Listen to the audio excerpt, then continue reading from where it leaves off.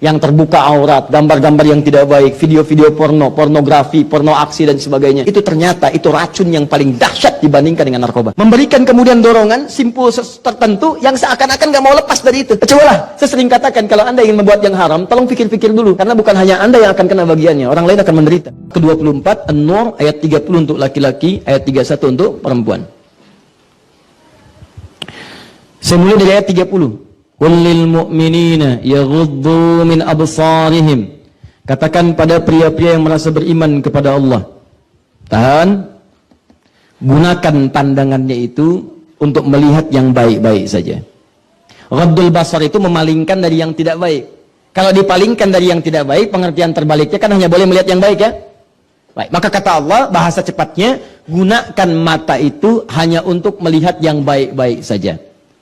Jika Anda gunakan, sederhana ya, jika Anda gunakan mata ini untuk memandang yang baik menurut Allah saja, ini baik pandang, ini nggak baik palingkan, maka Allah akan jamin mata itu akan Allah berikan keberkahan, mendapatkan ketentraman dengan pandangan itu sampai dengan hari kiamat. Saya ulang ya, saya ulang. Jika Anda mengikuti ketentuan ini, kata Allah, baik laki-laki atau perempuan, ayat 31-nya untuk perempuan. Wa kullil mu'minati yaghdudna min absarihinna. Katakan pada perempuan-perempuan yang merasa punya iman, pandangannya palingkan dari yang tidak baik. Aturan Allahnya pandang yang baik-baik saja. Anda pandang yang baik-baik, maka Allah akan berikan manfaat, keberkahan, kenyamanan dalam pandangan itu. Yang dahsyatnya, semua pandangan itu akan memberikan pengaruh kepada jiwa. Awas, awas. Jangan lupa dengan kaidah ini. Mata kita bukan sekedar memandang, tapi diisyaratkan dalam Al-Quran, semua pandangan ini akan menginput informasi yang diteruskan kepada otak, sampai kemudian jadi pikiran dalam kehidupan kita. Silakan cek, kalau tidak percaya. Kalau tidak percaya silakan. Anda melihat handphone baru punya teman Anda, bukan cuma dilihat tuh, tapi akan masuk jadi informasi. Kapan saya punya yang seperti itu? Anda masuk ke sini, kalau kemudian itu masuk ke nafsu, itu yang paling bahaya. Kapan dia kemudian bisa menyimpan itu tanpa ketahuan? Itu yang paling bahaya. Anda masuk ke masjid, masuknya lihat sendal, sendalnya bagus banget. Kalau masuknya ke takwa, Masya Allah, semoga Allah muliakan dia dengan sandalnya, dan jadi hisab paling ringan sampai dengan di akhirat. Tapi kalau masuknya ke nafsu, Masya Allah, ya Allah, saya pun pengen yang seperti itu. Buat dia lupa dengan sandalnya, ya Allah. Buat dia lupa. Tuh. Ini poinnya. Kata Allah, jika ada seseorang yang bisa menjaga pandangannya, hanya yang menurut Allah, yang baik saja menurut saya. Yang tidak boleh dilihat, jangan dilihat. Jadi antum tuh jaga aja. Ini yang kata Allah baik, lihat. Yang tidak baik, jangan dilihat. Maka apa dampaknya? Minimal, Anda akan merasakan ketenangan dan kenyamanan dalam kehidupan. Anda gagal mempraktekkan ini, nanti saya kasih contoh. Anda gagal mempraktekkan ini, maka minimal Anda akan disibukkan dengan kegelisahan dan urusan-urusan dunia yang sebetulnya tidak perlu kita kemudian ikuti dalamnya. Contoh, maaf ya, kata Allah, lihat yang baik-baik, ukuran baiknya norma. Gambar yang tidak baik, yang terbuka aurat, maaf, video-video yang buruk, yang mempertontonkan hal-hal yang, jangankan orang yang punya iman, yang tak beriman pun menganggap itu sebuah hal yang buruk. Ya, maaf sekali lagi. Boleh dilihat nggak? Boleh dilihat tidak? Tidak. Yang kata Allah, jangan. Wala taqrabu zina, jangan dekati zina. Unsurnya apa? Gambar yang tidak serono, video-video yang tidak bagus, hal-hal yang bukan milik kita, yang tidak layak untuk dipandang, jauhi. Begitu Anda tinggalkan ini, maka insya Allah Allah akan jaga pandangan dan hati kita tetap dalam ketenangan. Anda coba-coba, kalau nggak percaya silakan. Demi Allah saya katakan, tapi jangan dicoba. Ya. Ada gambar yang tidak bagus, Anda lihatin aja. Penemuan terbaru, saya pernah satu forum dengan kawan dari alumni di Kanada, dia di jurusan Neuroscientific.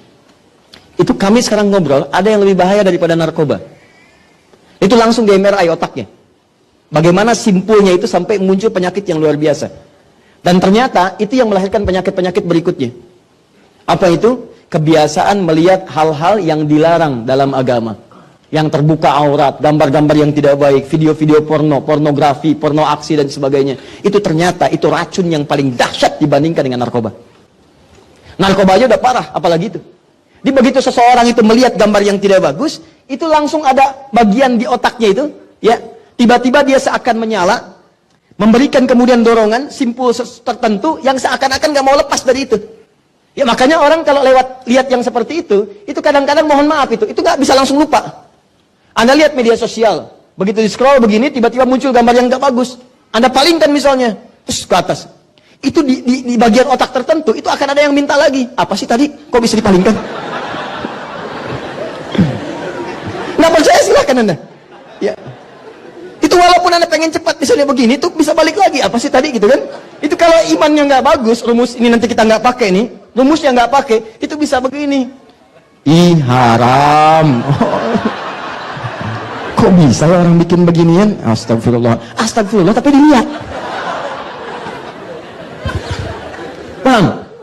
Nah itu kalau nanti dia terbiasa begitu, masuk ke otaknya, maka itu yang nanti akan melahirkan penyakit berikutnya. Apa itu? Bukan hanya hal-hal yang buruk yang kemudian kita bisa bayangkan. Yang paling dahsyat yang tidak banyak orang tahu. Itu nanti jembatan menuju perbuatan LGBT. Itu diantara analisis beliau. Kita pernah hadir di satu forum pengajian, teman-teman.